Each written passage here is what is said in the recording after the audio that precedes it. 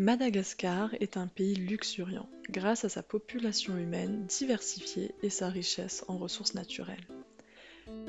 La majorité de la biodiversité malagasy ne se trouve nulle part et cette endémicité exceptionnelle lui a valu son appellation de hotspot de biodiversité. Une biodiversité unique localisée dans différents types d'écosystèmes. Malgré les bénéfices tirés des écosystèmes, ceux-ci sont fortement menacés par des facteurs de stress d'origine humaine, provoquant des perturbations ou des pertes de la biodiversité.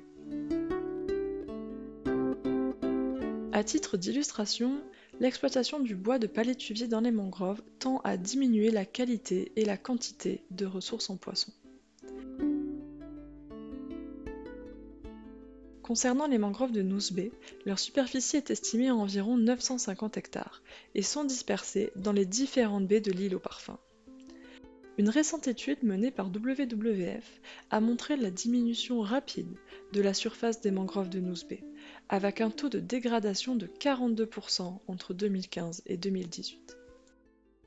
Face à ce constat, les communautés de pêcheurs des villages de Bemanonjo Bay et de Fassen participent depuis plusieurs années à la restauration des mangroves.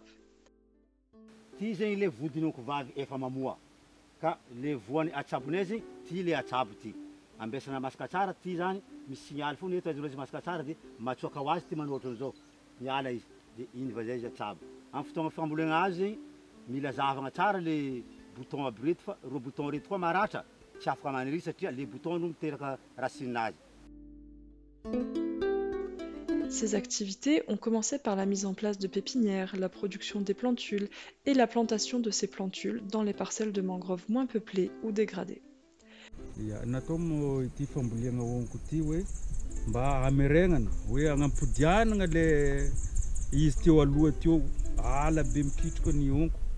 Ke hitatsika moa zo io maro zegny honko tapatapaka nataon'olo charbon.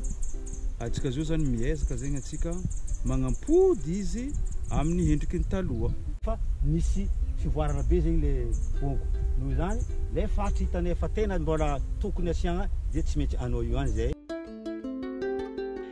Le but de l'initiative est de rétablir la qualité de cet écosystème forestier afin d'augmenter sa production en poissons et de maintenir la biodiversité.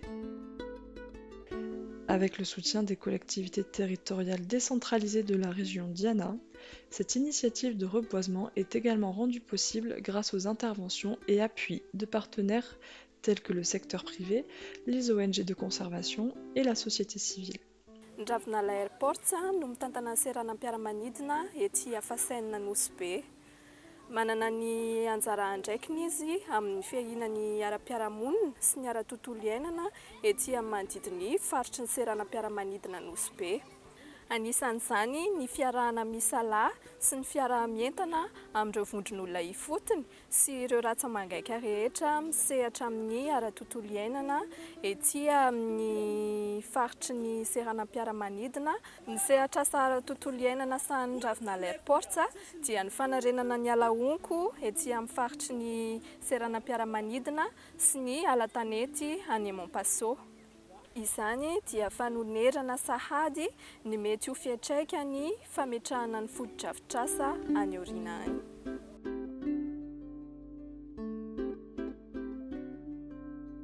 Ny Biotope Madagascar dia miara-miasa amin'ny mpiara-miombona antoka maro, indrindra ho an'ny fanarenana ireo izay mety ho fahasimbana ara-tontolo iainana.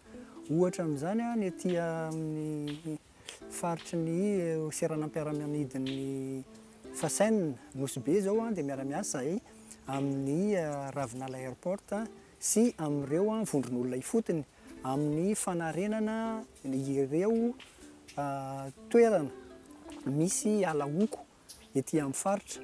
Izany dia natao ho fitsinjovana ireo zavaboary miaina ao anatiny zany ala honko zany sy ireo velony tenan'ny mponina satria fantatritsika fa ny fahatsaran'ny ala honko dia mahabe ireo zavaboary miaina ao anatiny, mahabe ireo karazana trondro, mahabetsaka ireo karazana vorona sy ny sisa zany, ka izay indrindra no anisany antony hiasan'ny biotope Madagasikara aty amin'ny Nosy Be mba ho fifanampiana, fifanomezan-tanana ho fanarenana izany tontolo voajanahary izany.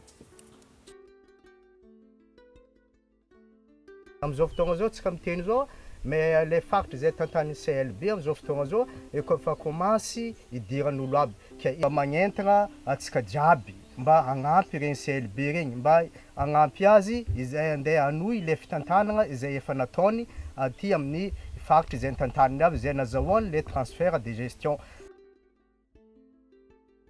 Ki afahagna miaro ny harena voajanahary ny fampandraisana anjara ny vondron'olo le fotony tahaka ny hitantsika eto Bemanondro be amin'ny fiarovana ny alahongo ary ny fiarovana ny alahongo dia miteraka fampandrosoagna amin'ny zavatra maro na eo amin'ny fiarovana ny biby tahaka ny vorona, ny fisian'ny drakaka na ny crabe ary ny fampitomboana ny trondro izay miaigny ao agnatin'ireny alahongo regny.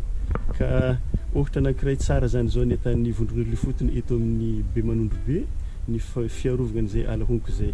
Nefa zay fiarovana zay kosa mbola miankigny be dia be ny amin'ny fampandraisana anjara ny fanohanan'ny mpitondra fanjakagna eto an-toerana ary ihany koa ny fanohanan'ireo vondrona mpamatsy vola ka dia magnentana ny fokon'olona rehetra eran'ny Madagasikara mba hakatahaka ny ataon'ny vondron'olo le fotony eto Bemanondro be. Grâce à la qualité de la mangrove de Bemanondro Bay, le pigargue de Madagascar, appelé aussi Ankoai, une espèce de rapace à priorité de conservation absolue, est régulièrement observé dans cet habitat. La préservation des écosystèmes et habitats naturels est donc une responsabilité de tous les citoyens. Ainsi, les communautés locales se situent au cœur de la préservation de l'environnement et sont donc un acteur incontournable de la conservation de la nature et non pas un simple observateur.